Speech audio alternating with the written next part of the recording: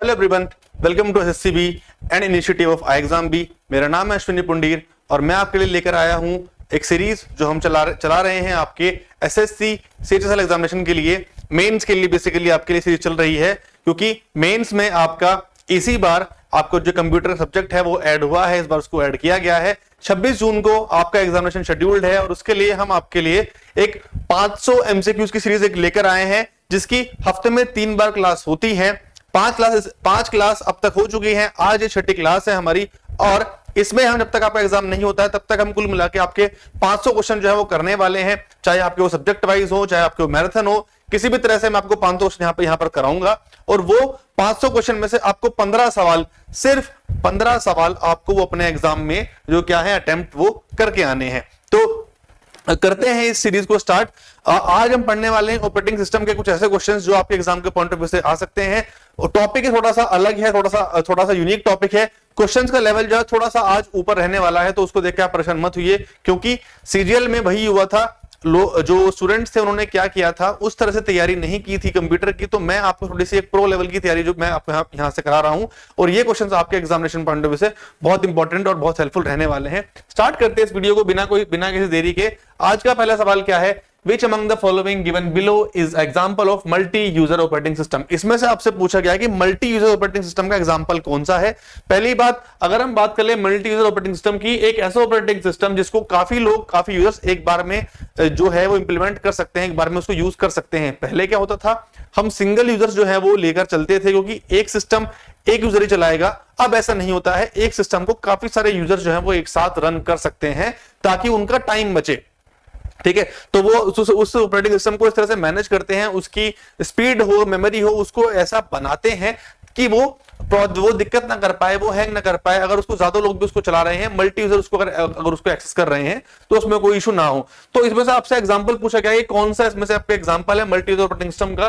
तो उसका आपका आंसर है उबुंटू लाइनेक्स। ठीक है, लाइनेक्स जो है आपका ये ओपन सोर्स सॉफ्टवेयर है। तो ये आपका क्या हो गया यहाँ पर, ये आपका उबुंटू लाइनेक्स जो है इसका सही आंसर जो है वो हो जाएगा। आगे चलते हैं, बात करते हैं to manage and allocate system resources which component of an operating system is responsible. अब आपसे पूछा गया है ऐसा कौन सा कंपोनेंट है जो आपके सिस्टम को मैनेज करता है और उसमें चीजों को एलोकेट करता है। तो वो कौन सा है? वो होता है आपका कर्नल। ठीक है, क्या होता है आपका? कर्नल। अब ये कर्नल जो है ये फौज वाला कर्नल नहीं है, बट ये कर्नल अपने आप में बहुत एक बड़ी चीज है। क्या होता है कर्नल, जरा थोड़ा उसके बारे में देख लेते हैं, फिर हम आगे चलेंगे। यहाँ पर कर्नल जो होता है आपका, ये क्या करता है, ये बेसिकली जो आपकी हार्डवेयर डिवाइसेस जो होती है कंप्यूटर की, उनका कोरिलेशन जो है वो बिठाता है आपके सॉफ्टवेयर से। ठीक है, जब अगर आपके सॉफ्टवेयर को कुछ कमांड देनी है आपके सिस्टम को, तो वो उसको हार्डवेयर तक जाना पड़ेगा, क्योंकि वो सॉफ्टवेयर की वजह से ही क्या होगा, आपकी हार्डवेयर डिवाइस जो है वो चल पाएंगी, वो आगे काम कर पाएंगे। तो कर्नल क्या करता है, एक लिंक होता है आपका किसके बीच में? हार्डवेयर के बीच में और आपका सॉफ्टवेयर के बीच में। जो भी आपके कंपोनेंट्स हैं हार्डवेयर सॉफ्टवेयर के, उसके बीच में कर्नल एक लिंक होता है जो उसको हेल्प करता है चीजों को आगे बढ़ाने के लिए, चीजों को अच्छे से मैनेज करने के लिए, सिस्टम को एलोकेट करने के लिए। तो सारा काम कौन करता है? आपका कर्नल करता है। तो आई होप आपको कर्नल वाली चीज जो है समझ में आ गई होगी। नेक्स्ट अगर हम बात करें हमारे एसएससी सुपर पैक की, तो अगर मैं आपको बता दूं, इस साल आपके बहुत सारे एग्जाम आने वाले हैं एसएससी के। आप देख रहे हैं पिछले लास्ट 6 महीने से एसएससी ने तूफान मचा रखा है, जिसको कहते हैं आप भौकाल मचा रखा है एसएससी ने। बहुत अच्छे लेवल पर एसएससी ने वैकेंसीज भी आ रही हैं, वो टाइमली हो भी रही हैं, एग्जाम्स भी टाइमली हो रहे हैं। तो अगर एसएससी सारी चीजें टाइम पर करा रहा है, तो फिर आप क्यों पीछे हट रहे हैं? मुझे ये समझ में नहीं आ रहा है, क्योंकि अभी तक क्या था कि अभी तक आप आगे थे, एसएससी आपके पीछे था, बट एसएससी अब आपसे बहुत आगे पहुंच चुका है। तो उसको जाइए, उसको पकड़िए। आप अगर एसएससी को पकड़ेंगे तभी तो आपकी गवर्नमेंट जॉब लग पाएगी। तो इस साल आपके काफी सारे एग्जामिनेशन शेड्यूल्ड हैं, तो उन सभी को ध्यान में रखते हुए हम आपके लिए एक एसएससी सुपर पैक लाए हैं, जिसमें हम आपको एसएससी के जो भी एग्जाम्स है, चाहे आपका सीपीओ हो, चाहे आपका सीजीएल हो, आपका सीएचएसएल हो, ठीक है, तो इन सभी को इनको ध्यान में रखते हुए हम आपके लिए कंबाइंड कोर्स लेकर आए हैं। चाहे आपका सिलेक्शन पोस्ट हो, इन सभी के लिए कंबाइंड कोर्स है, जिसको पढ़कर आप इस बार एक नौकरी ले सकते हैं इस साल हमारे साथ एग्जाम्बी के साथ। बहुत सारे फीचर्स हैं इस कोर्स में, यहां चाहे मैं आपको इस डिटेल में नहीं समझ पाऊं, बट नीचे डिस्क्रिप्शन बॉक्स में एक लिंक है, डेमो जाके जरूर देखिए, हमारे कोर्स का डेमो चेक कीजिए, एक नंबर होगा नीचे, जाके उस पर कॉल कीजिए, आपको सारी डिटेल जो है वहां से मिल जाएंगी। इस कोर्स में क्या क्या है मैं आपको जरा बता देता हूं कि हम इसमें टॉपिक्स तो हम इसमें पढ़ाएंगे जो सब पढ़ाते हैं वो हम भी पढ़ाएंगे, आपको चैप्टर टेस्ट मिलेंगे, सेक्शन टेस्ट मिलेंगे, उसके अलावा हम आपको क्या देंगे, एक पर्सनलाइज्ड स्टडी प्लान देंगे, कैसे आपको पढ़ना है, मंथली आपको रेटिंग्स मिला करेगी इसमें कि आपको इस मंथ में क्या टारगेट करना है, आपने कितना किया है, सारी चीज आपकी मॉनिटर की जाएंगी अच्छे से, ठीक है। वीकली आपको सब्जेक्टिव असेसमेंट मिलेंगे, सब्जेक्ट वाइज टेलीग्राम ग्रुप्स होंगे, मंथली 4 1-on-1 सेशंस होंगे आपके, और इसमें हम आपको 200 से ज्यादा आपको टोटल मिलाकर इसमें मॉक टेस्ट देने वाले हैं। तो अभी जाकर इस ऑफर को अवेल कीजिए, अभी जाकर इस पैक को अवेल कीजिए। अभी इस टाइम ऑफर भी चल रहा है, आई थिंक 45-47% का इस टाइम डिस्काउंट भी चल रहा है, तो जाइए और अभी जाकर हमारे कोर्स को ले लीजिए आप, ठीक है। आगे चलते हैं क्वेश्चंस पर। What among the following is the primary function of an operating system, आपसे बोला गया है इसमें से कौन सा ऑपरेटिंग सिस्टम का एक प्राइमरी फंक्शन होता है। आंसर है आपका मैनेज हार्डवेयर रिसोर्सेज। आपके जो हार्डवेयर रिसोर्सेज होते हैं ना कंप्यूटर के, उनको कैसे मैनेज करना है, उनको कैसे कहां पर ले जाना है, कहां पर रोकना है, कहां बिठाना है, सबको उसको प्रॉपर से मैनेज करना, उस रिसोर्स को, ये सारा काम आपका कौन करता है, ऑपरेटिंग सिस्टम करता है, ठीक है। चलिए next, to get an equal amount of CPU time which schedule algorithm ensures that process. तो अगर आपको इक्वल अमाउंट ऑफ टाइम चाहिए सीपीयू के लिए पूरा प्रॉपर काम करने के लिए, तो आपको चाहिए वहां पर राउंड रोबिन एल्गोरिथम, ठीक है, आपको चाहिए राउंड रोबिन एल्गोरिथम जो होती है आपकी। What among the following is the function of virtual memory in an operating system. आपके कंप्यूटर में एक वर्चुअल मेमोरी होती है, तो वर्चुअल मेमोरी का बेसिकली फंक्शन क्या होता है, इंक्रीज करना सीपीयू की स्पीड को, एक्सपेंड करना फिजिकल रैम को, एनहेंस करना नेटवर्क कनेक्टिविटी को, या फिर इंप्रूव करना ग्राफिक्स परफॉर्मेंस को। तो इसमें क्या होता है बेसिकली, आपकी जो फिजिकल रैम है ना, उसको वो क्या करता है, उसको एक्सपेंड करता है, फिजिकल रैम को क्या करता है, वो एक्सपेंड करता है, ठीक। हमारी मेमोरी 2 टाइप की होती है, एक रैम होती है, एक रोम होती है, आप सभी को इस बारे में जानकारी होगी, नहीं है तो मैंने लास्ट वीडियो में डिटेल में इसको बताया हुआ है। हमारी वीडियो मैंने आपको फिर बता रहा हूं, वीडियोस हमारे हफ्ते में 3 बार होती हैं, आप जाइए उन सारी वीडियोस को आप जाकर एक बार देख सकते हैं। ये सीरीज आपके एग्जामिनेशन तक जरूर चलेगी। तो और अगर आपने इस चैनल को भी सब्सक्राइब नहीं किया तो चैनल को भी आप सब्सक्राइब जरूर कर लीजिए, लेटेस्ट नोटिफिकेशन आपको यहां मिलती रहेंगी, एग्जामिनेशन की भी और पढ़ाई की भी, ठीक है। Windows operating system uses which file system by default, ठीक है। ऑपरेटिंग सिस्टम क्या है, कौन सा फाइल सिस्टम को क्या करता है, बाय डिफॉल्ट यूज करता है, ये करता है एनटीएफएस को, और एनटीएफएस होता है आपका न्यू टेक्नोलॉजी फाइल सिस्टम। क्या होता है, न्यू टेक्नोलॉजी फाइल सिस्टम, ये है आपका न्यू टेक्नोलॉजी फाइल सिस्टम, ही आपका होता है। आगे चलते हैं, to display the IP configuration which command is used in computer Windows, ठीक है, which command used computer Windows, तो ये होता है आपका आईपी कॉन्फ़िग, ठीक है। आईपी कॉन्फ़िग के नाम से जो ये है क्या करता है, आईपी कॉन्फ़िगरेशन को क्या करता है, डिस्प्ले करता है। चलिए आगे चलते हैं नेक्स्ट क्वेश्चन में, which process scheduling algorithm selects the process with the highest priority for execution। आपसे पूछा गया है कौन सी शेड्यूलिंग एल्गोरिदम में क्या होता है, सेलेक्ट कौन सी एल्गोरिदम प्रोसेस करती है हाईएस्ट प्रायोरिटी फॉर एग्जीक्यूशन, ठीक है। सबसे पहले कि कौन सी चीज जो है वो एग्जीक्यूट होगी, इस पर इसको प्रायोरिटी पे कौन रखता है, shortest job next, first come first serve, priority scheduling, या फिर राउंड रॉबिन। आंसर है इसका प्रायोरिटी शेड्यूलिंग, ठीक है। जो चीज आप प्रायोरिटी पर लगा देंगे वही आपकी क्या होगी, उसी के अकॉर्डिंग क्या होगी, एग्जीक्यूट होगी आगे, ओके। नेक्स्ट अगर हम बात करें, why interrupt functions is present in an operating system, ठीक है। इंटरप्ट फंक्शन जो होते हैं वो ऑपरेटिंग सिस्टम में क्यों होते हैं, हर एक ऑपरेटिंग सिस्टम में ऐसे कुछ फंक्शन होते हैं जो चीजों को इंटरप्ट करता है, जो उनको रोकता है, तो वो क्यों होते हैं, ताकि क्या हो सके, ताकि आप एरर्स को हैंडल कर सकें और एक्सेप्शंस को भी आप क्या कर सके, हैंडल वहां पर आप उसको कर सके, ओके।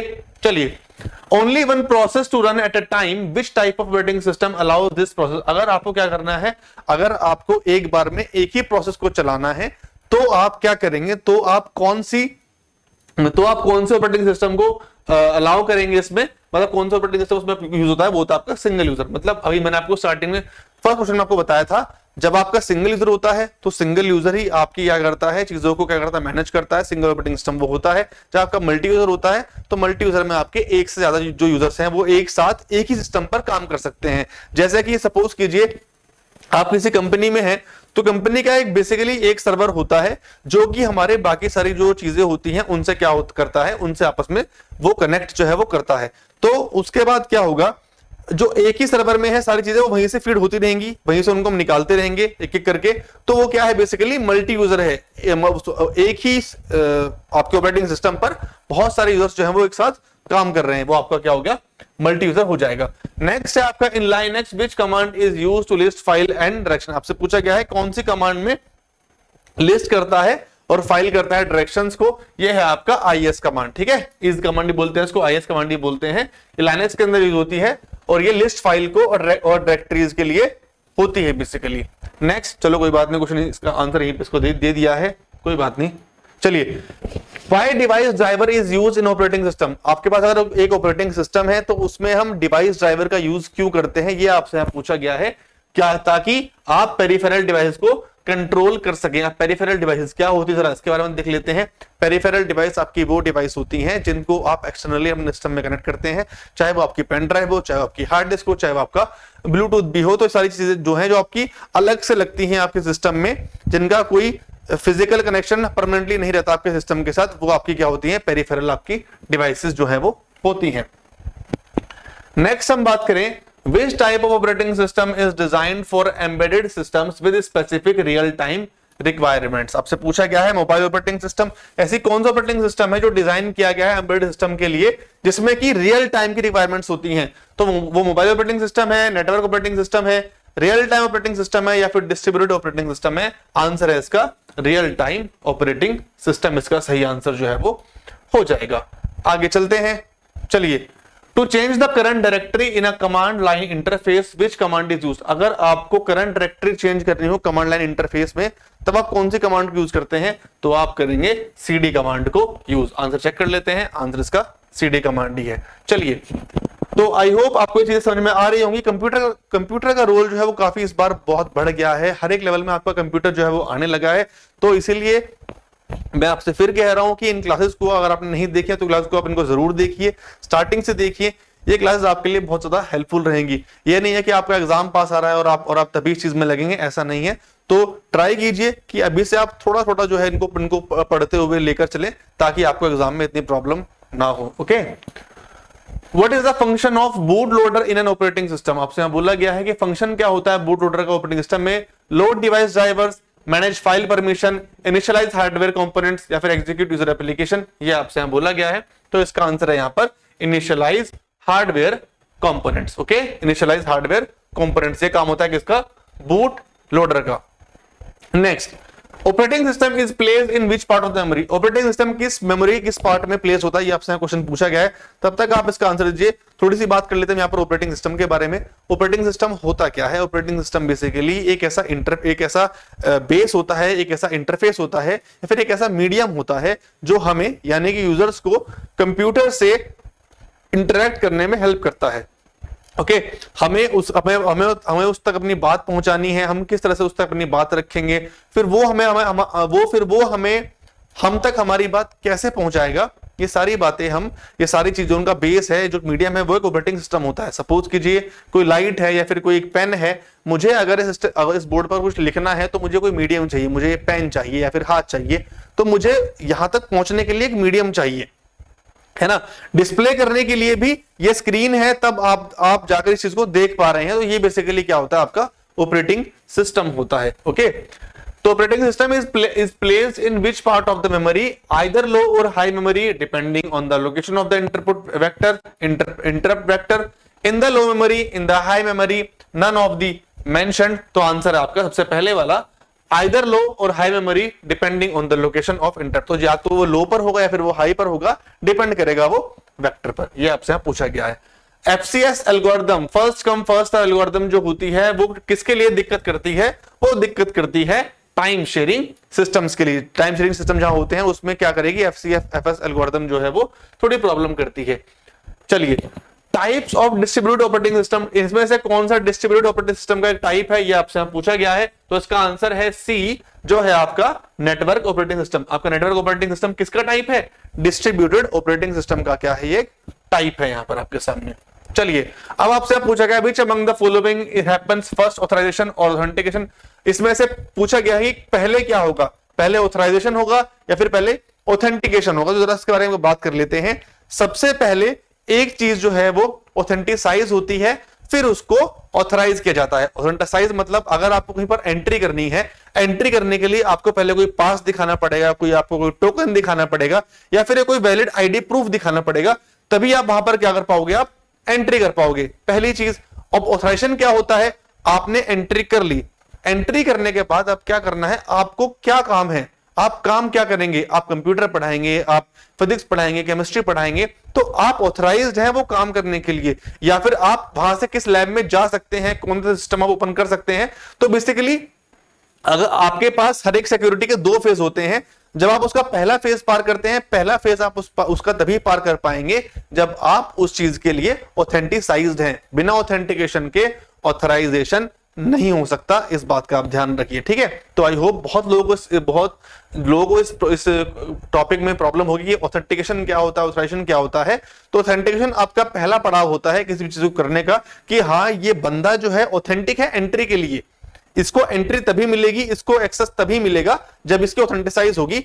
उसके बाद जब आप उस पर्टिकुलर प्रोग्राम में, उस घर में, उस ऑफिस में पहुंच जाएंगे, फिर आपका क्या काम है, वो काम फिर आपको ऑथराइज किया जाएगा, फिर वो काम आपको बताया जाएगा, तब जाके उस पर्टिकुलर काम को आप करते हैं। तो आई होप आपको इस क्वेश्चन का जवाब जो है वो बहुत इजीली अब तक मिल गया होगा कि मैं क्या बात कर रहा हूं यहां पर। Which among the following happens after first authorization और ऑथेंटिकेशन, तो इसका आंसर है आपका ऑथराइजेशन, ठीक है। ऑथराइजेशन, सॉरी गलत है आपका ये, ठीक है, ये गलत हो गया यहां पर, कोई नहीं, ठीक। पहले क्या होगा आपका, पहले आपका ऑथेंटिकेशन और फिर आएगा आपका ऑथराइजेशन, इसको आप यहां पर ध्यान रखिएगा जरूर, ओके। चलिए, तो यही था इस वीडियो में। आई होप आपको ये सेशन अच्छा लगा होगा। अगर अच्छा लगा है तो उसको लाइक कर दीजिए, आप शेयर कर दीजिए, चैनल को आप सब्सक्राइब जरूर कर लीजिए। एग्जाम आपका बहुत पास आने वाला है, ऑलमोस्ट 25 और 3 28 एक महीने के आसपास आपके पास टाइम जो है वो बचा है आपके एग्जाम के लिए, इतना ज्यादा टाइम नहीं है। तो कंप्यूटर को पढ़ना स्टार्ट कर दीजिए। बाकी सब्जेक्ट्स भी हैं, अगर आपको उनको ही पढ़ना है तो हमारे साथ एग्जाम पे के साथ आप 50% तैयारी जो है वो कर सकते हैं। मॉक टेस्ट हमारे बिल्कुल फ्री है ना, मॉक टेस्ट बिल्कुल फ्री है। मॉक टेस्ट जाइए, अटेम्प्ट कीजिए, वहीं जाकर पता लगेगा आपको कि आप क्या कहां पर स्टैंड करते हैं, आप कितने पानी में हैं, कितनी आपको तैयारी करने की जरूरत है। ये सभी चीजें आपको बिना मॉक टेस्ट के पता नहीं लग पाएंगी। तो एग्जाम पे के साथ आप मॉक टेस्ट बिल्कुल फ्री है, आप मॉक टेस्ट लगाइए और वहां पर देखिए कि आपका लेवल जो आपको बिल्कुल एग्जाम ओरिएंटेड लेवल जो है कंटेंट मिलेगा वहां से, उसके जब आप मॉक टेस्ट हमारे लगाएंगे। तो यही मुझे आपको बताना था, या मुझे आपको समझाना था। आई होप आप ये चीज समझ गए हैं, ये सेशन आपको अच्छा लगा होगा। तो फिर से लाइक कर देना, शेयर कर देना और मैक्सिमम इसको और इस सेशन को आप, इस चैनल को आप सब्सक्राइब भी आप कर लेना। तो मिलते हैं फिर एक नेक्स्ट वीडियो में ट्यूसडे को ठीक शाम 5 बजे। अभी तक हमारी 6 वीडियो आ चुकी हैं। अगर आप ये वीडियो पहली बार देख रहे हैं तो बाकी वीडियोस पुरानी को आप एक बार फिर से देख लीजिए, ठीक है। तो अच्छे से पढ़ाई करो, मिलते हैं फिर नेक्स्ट वीडियो में। Thank you, take care.